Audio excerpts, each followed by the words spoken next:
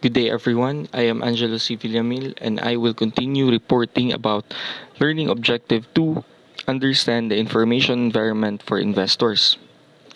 After the discussion of Ms. Tranco regarding the word of caution, we will now then proceed to the sources of information and communication. It is useful to think about the information set or environment that is available to different interested groups. Starting with the financial statements themselves, a great deal of information is gathered and reported in the four main financial statements, namely the balance sheet, income statement, statement of changes in equity, and statement of cash flows. These financial statements are the basis of the external users in making investment decisions. With this being said, these financial reports must be of high quality in order for these external users not to be misled by the financial informations inside these financial reports. These statements are supplemented through the significant note of disclosure required by accounting standards, which summarize significant accounting policies and provide other explanatory information, including reports on corporate governance and sustainability. So, in line with this, the management has the opportunity to use the firm's financial statements to communicate more than the minimum level of disclosure, and this can provide strategic benefits for the firm. Another major source, aside from the financial statements, is the company's or the organization's public announcements. Kaning mga public announcements, kay katuni siyang makita nato sa mga Facebook ads or emails, media interviews, social media communications, as I have said before, and other public news stories about the firm. So this public announcement contains katong mga plans sa business, whether they will expand or whether they have another product line, and etc. Now, this this organization's public announcements may be considered voluntary disclosures because naara man ni siya sa management sa firm if unsang ilang i-disclose. So not totally nga tanan nila i-disclose, those informations lang na they think are essential for the potential investors or mga makonsider sa potential investors in making investment decision. Moving on to the last source of information, which is the other organizations in competition. Yes, so ang imong ka-competition or ka-kompetensya sa business could also be one of your source of information, as opponents are often very well informed on market conditions, opportunities, and the general economy. So, as there are a number of information sources, some regulated and some voluntary, managers must seek the combination of information signals that maximizes the firm's ability to communicate effectively with its interested parties. So, ang quality of information and communication nga imuhang gamiton would be a significant factor for these investors na ila i-consider in making decisions with regards to investing in the business. Moving forward, we will go to LO3 or Learning Objective 3, Communication through Financial Reporting.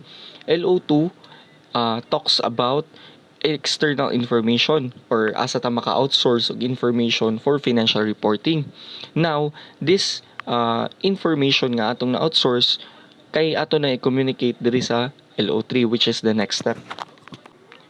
So, in a business setting, financial reports are the most popular format for management communication. Now, in this section or in this learning objective, we will discuss the role of financial reporting as a means of investor communication. So, the first one is accounting as a means of management communication. Financial reports are important medium for management to communicate with external investors, as these reports explains to investors how their money has been invested, summarize the performance of those investment, and discuss how the firm's current performance fits within its overall philosophy and strategy. So accounting reports not only provide a record of past transactions but also could be used as a means to make estimates and forecasts for the future. Moving forward, a body of research known as impression management validates investors' skepticism of the content of annual reports. This research has identified four types of improperly designed graphs that frequently appear in annual reports. The four designs tends to depict the following. First, exaggerate increasing trends. Next, mask declining trends. Third, show items in reverse chronological order. And four, omit negative values. Ngano man nining himuon ni siya sa ah, uban nga management? It is because para ang ilang financial reports or annual reports kay mahimong impressive sa ilang investors bisag ang ilang tinuod performance sa company kay dili jud mao ang unsay ilang gi-communicate through the financial reporting to the investors. So in line with this, ang mga investors kay ma-misled sila kay dili maunang information na ilang nahibaluan. So if unsa ra to ilang nadawat nga information, other investors kay dili naman jud kaayo mo dig deep sa company because ang ilang mang basis ato is kato namang financial reports. So ang ilang investment decision kay na-misled na through the mediocre quality of the financial reports. So with this being said, nahimo na no ang low value ang financial reports. So in order to mitigate such issue, there are several factors that increase the credibility of accounting communication.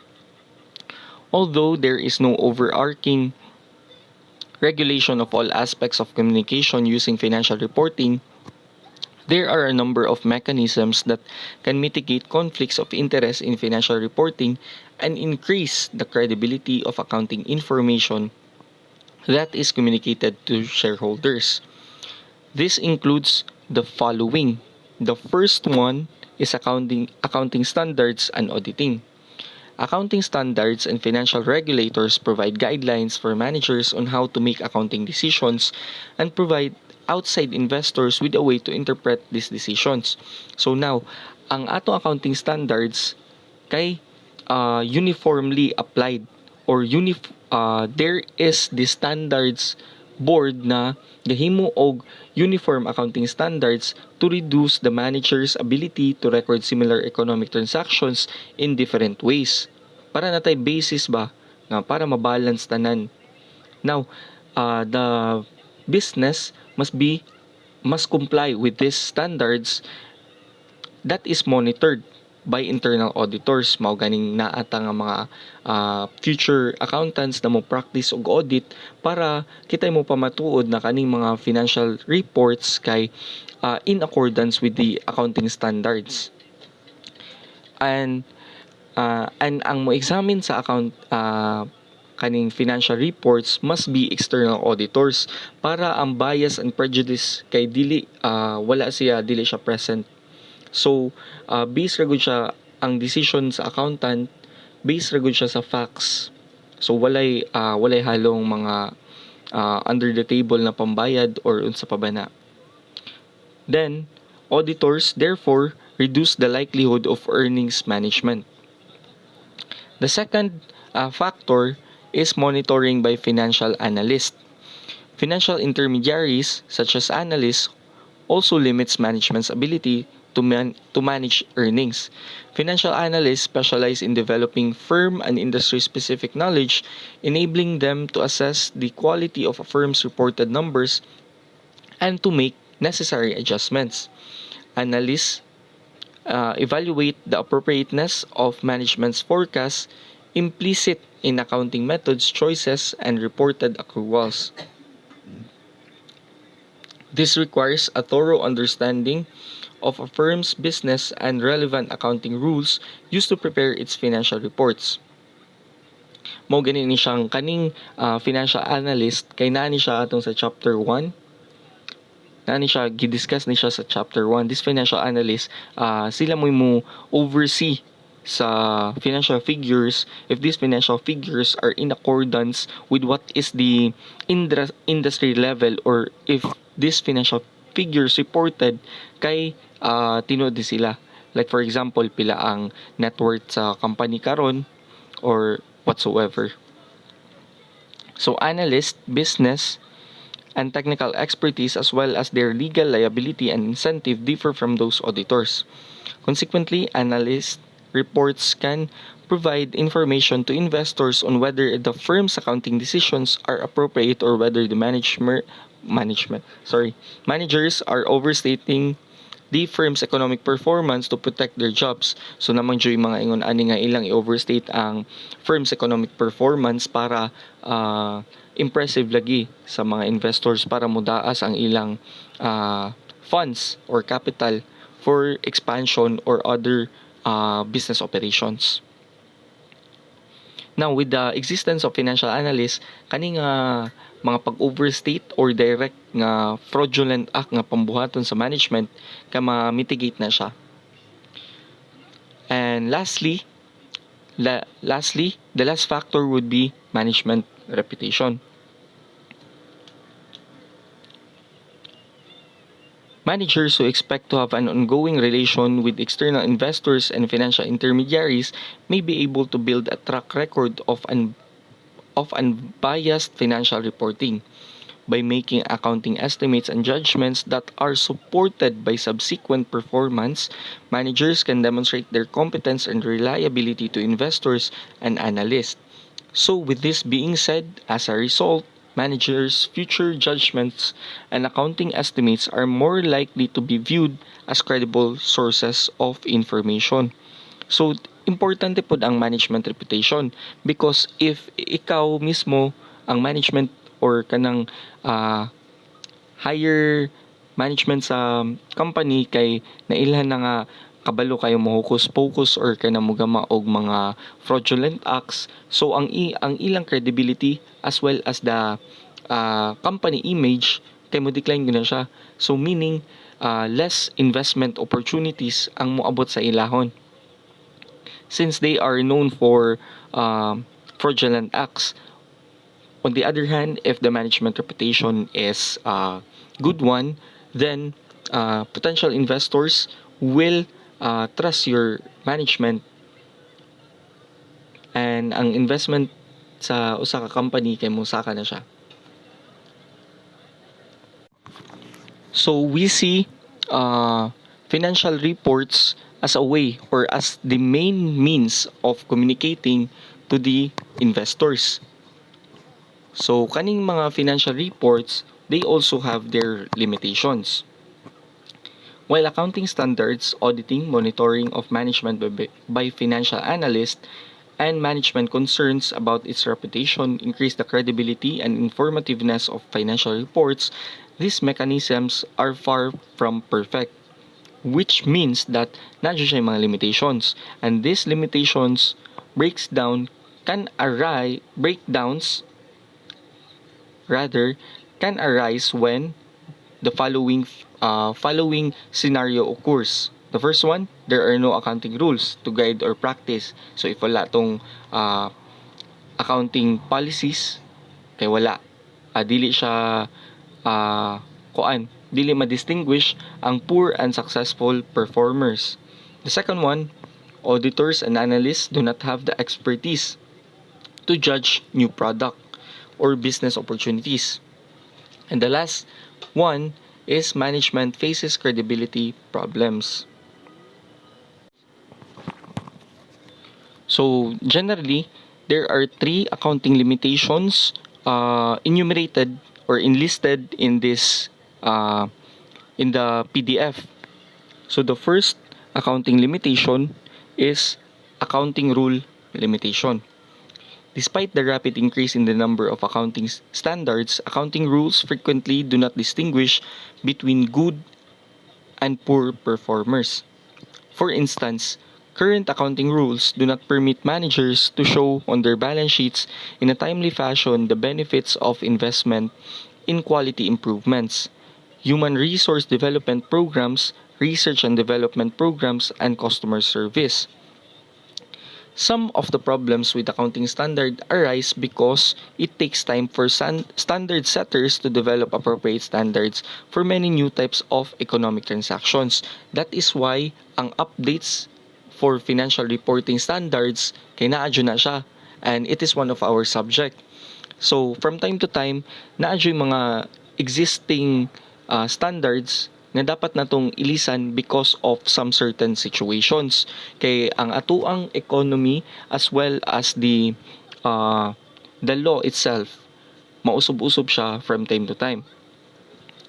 Other difficulties also arise because although standard setters seek compromise and the public interest, it is widely acknowledged that the standard setting is a political process in which the public interest is hard to identify.